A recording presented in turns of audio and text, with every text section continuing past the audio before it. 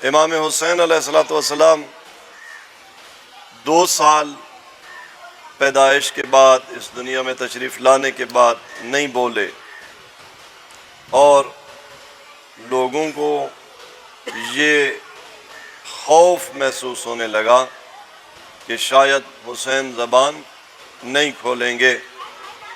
لیکن جب عید کا دن آیا، اللہ کے نبی نے اپنے اس نواسے کو ساتھ لیا، امت و اصحاب نبی کی اقتداء میں کھڑے ہو گئے۔ نبی کریم صلی اللہ علیہ وآلہ وسلم نے امام حسین کو اپنے مصلی پہ بٹھایا، اور ادھر شریعت کے پہنچانے والے نے، اس شارع مقدس نے تکبیر کہی نماز عید کی، اللہ اکبر، ادھر مصلی پہ حسین بولے اللہ اکبر۔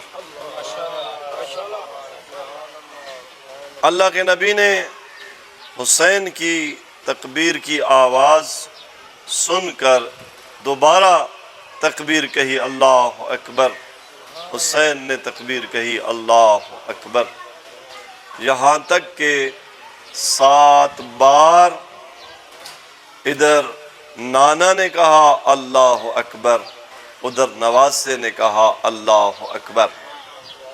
گویا خداوند عالم نے یہ اہتمام کیا کہ حسین وہ ہے کہ حسین کے بولنے سے شریعت بنتی ہے۔